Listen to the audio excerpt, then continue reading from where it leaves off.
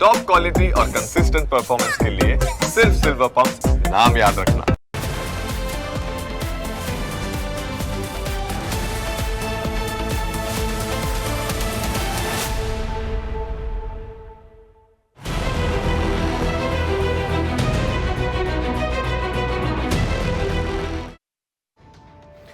સૌરાષ્ટ્રમાં જે રીતે ગીડ પંથક આવેલો છે તેવી જ રીતે બનાસકાંઠાનો વિસ્તાર નીચાણવાળો છે.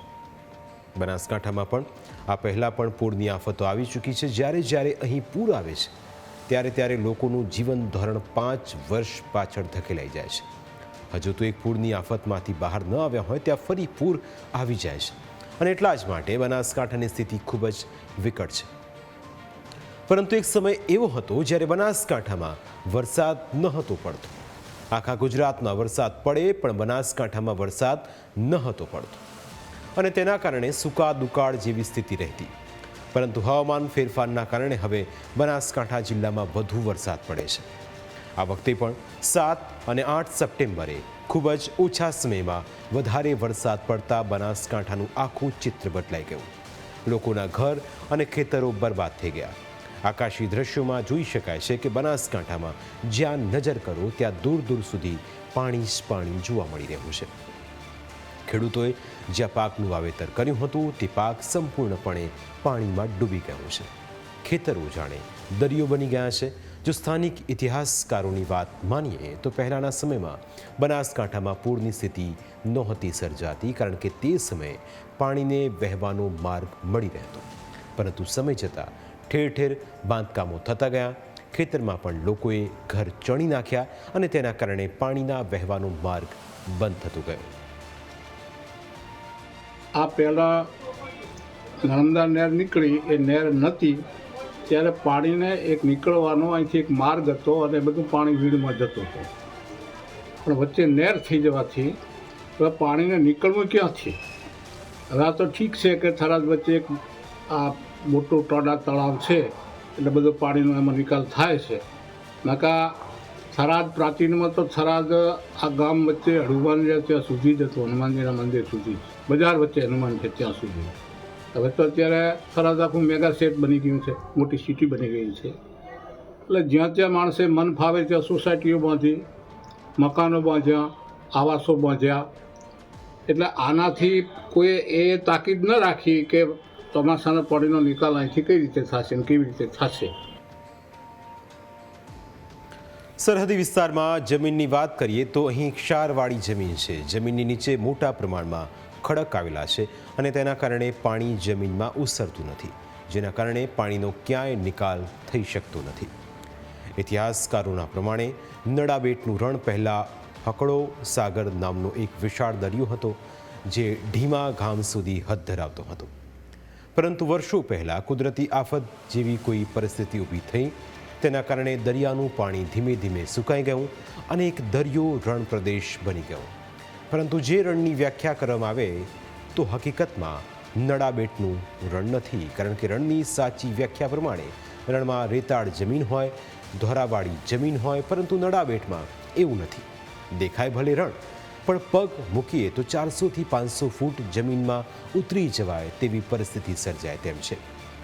એક સમય એવો હતો કે જ્યારે વાવ, થરાદ અને સુઈગામનું પાણી નડાબેટમાં જતું અને કચ્છના રણમાં જતું રહેતું. પરંતુ હવે પરિસ્થિતિ એવી સર્જાય છે કે કચ્છના રણનું અને નડાબેટનું પાણી સુઈગામ, વાવ, થરાદ અને ભાબર જેવા વિસ્તારોમાં ફરી વળે છે અને આ પાણી ઓસરતું નથી. આખરે આ પાણી કેમ નથી ઓસરતું તે પણ સાંભળો. કચ્છનું રણ છે એ વાસ્તવમાં રણની વ્યાખ્યામાં નથી આવતો.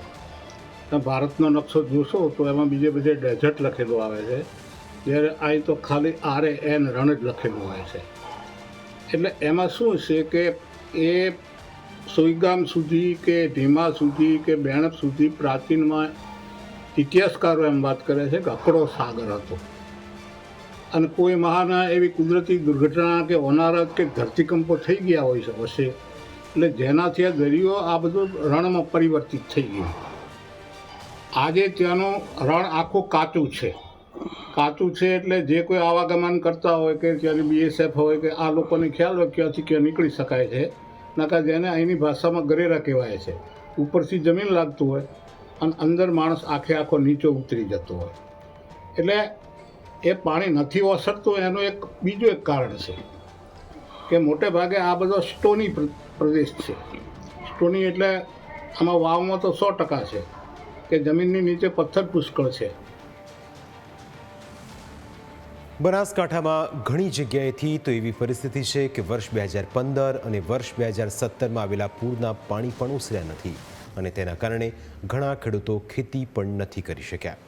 એટલે હવે ખેડૂતો વર્ષ 2015થી અત્યાર સુધીનું વળતર આપવાની સરકાર પાસે માંગ કરી રહ્યા છે.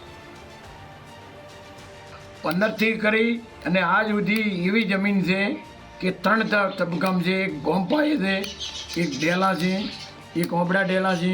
આ 3 જગ્યાએ એને એક ભીલિયા 4 વિસ્તાર છે. 4 વિસ્તારમાં 15થી કરીને આજ દિન સુધી નથી કરી.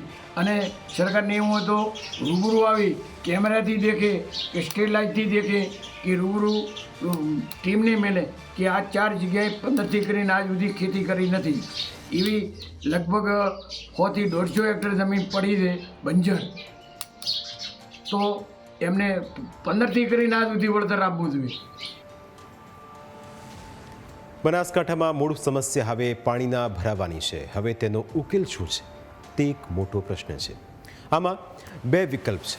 કાં તો લોકોને ઊંચાણવાળા વિસ્તારોમાં લઈ જવા પડે અથવા દરેક ગામ માટે પાણીના નિકાલની યોગ્ય વ્યવસ્થા કરવી પડે, જેથી વધારે વરસાદ આવે તો પણ પાણી વહીને જતું રહે. પરંતુ બનાસકાંઠાના પૂર્વ સાંસદ પરબત પટેલનું કહેવું છે કે આ કાર્ય ખૂબ જ કઠિન છે. રાજ્યના મુખ્યમંત્રીજીએ ખૂબ ધારણા આપી કે કાયમી પાણીનો નિકાલ કરો, પણ કઈ રીતે શું કરવું એ તંત્ર વિચારે. પણ મિત્રો પાણી કાયમી નિકાલ માટેની વ્યવસ્થા પણ મને ખૂબ કઠિન એટલે લાગે છે કે એક ગામનું પાણી એક જગ્યાનું હોય તો 100% રન સુધી અમે કાઢી શકો. 2 જગ્યાની કેનાલો પણ કાઢી શકાય. પણ સરકાર જે કંઈ ટેકનિકલ રીતે વિચારે એ વિચારીને કાયમી પાણીના નિકાલની વ્યવસ્થા કરે. પણ ખાસ કરીને તો કાયમી મારી મુખ્ય કેનાલ ચાલુ છે પીવાના પાણી માટે કરીને રાજસ્થાનને પાણી આપવાનું. કાયમી કેનાલને લીધે વોટર લોગિંગ એટલું જમીનમાં રિચાર્જ થાય છે. જો 12 મહિનામાં ચોમાસા પૂરતી 4 મહિના કે 5 મહિના પર જો કેનાલ બંધ રહે તો તળ એટલા પૂરતું સુકાય તો વોટર લોગિંગનો પ્રશ્ન ઓછો થાય. પીવાનું પાણી પાઇપલાઇન મારફત આપવામાં આવે. આ એક પ્રશ્ન મારી દેશે છે. હું સાચો હું કે ખોટો મને ખબર નથી, પણ લોકો પાસેથી જે રજૂઆત આવે છે કે અત્યારે અમારી કેનાલ 5-6 મહિના બંધ રાખવું. પૂર્વ સાંસદ ભલે એમ કહેતા હોય કે સરકાર પાણીના નિકાલ માટે ખૂબ જ ચિંતા કરે છે, પરંતુ વાસ્તવિકતા કંઈક જુદું જ બતાવે છે. અગાઉ 1971, 1977, 2015 અને 2017માં બનાસકાંઠાની અંદર ભયાનક પૂર આવી ચૂક્યું છે. તે સમયે પણ સરકારે પાણીના નિકાલની વ્યવસ્થા કરવાના દાવા કર્યા. જો તે વખતે જ બોધપાઠ લઈને કોઈ કામ શરૂ કરાયું હોત તો આદે કદાચ બનાસકાંઠાની પરિસ્થિતિ આવી ન હોત. ઘણી જગ્યાઓ એવી છે જ્યાં પાણીના નિકાલની જગ્યા જ બ્લોક થઈ ગઈ છે અને તેના કારણે પાણી ક્યાંય જઈ શકતું નથી. તેના માટે શું ઉકેલ લાવી શકાય તેના ઉપર પણ એક નજર કરીએ. ગ્રામ્ય વિસ્તારોમાં અસરકારક ડ્રેનેજ વ્યવસ્થા કરવી અને તેની નિયમિત જાળવણી કરવી. જૂની નહેરોનું નવીનીકરણ કરવામાં આવે. નદી અને નહેરોમાં જમા થતો કચરો દૂર કરવામાં આવે. ચીકણી અને રેતાળ જમીનની ગુણવત્તા સુધારવા માટે જૈવિક ખાતરનો ઉપયોગ કરવો જોઈએ. સ્થાનિક વહીવટીતંત્ર, NGO અને નિષ્ણાંતોની મદદથી લાંબા ગાળાની યોજનાઓ ઘડવી જોઈએ, કારણ કે આ સમસ્યા ઉકેલવા માટે પણ સમય તો ઘણો લાગી જાય છે. પરંતુ જો ભવિષ્યમાં બનાસકાંઠાને પૂરના પ્રકોપથી બચાવવું હોય તો અત્યારથી જ તેના માટે નક્કર આયોજનો કરવા પડશે. જાણીતા સામાજિક કાર્યકર મિત્તલ પટેલ પણ પૂર અસરગ્રસ્ત લોકોની મદદે પહોંચ્યા. તેમણે જે વાસ્તવિકતાનો અનુભવ કર્યો તેના આધારે તેઓ પોતાના સોશિયલ મીડિયા એકાઉન્ટ પર લખી રહ્યા છે કે 2015, 2017 અને 2025માં આ વિસ્તારમાં પાણીમાં ગરકાવ થઈ ગયો હતો. મારા ખ્યાલથી આ બધાના પુનર્વસન માટે વિચારવું પડે. પાણીના માર્ગો અવરોધાયા છે એ હકીકત છે. ઊંચાણવાળા વિસ્તારમાં વસવાટ થાય એવું ઈચ્છીએ.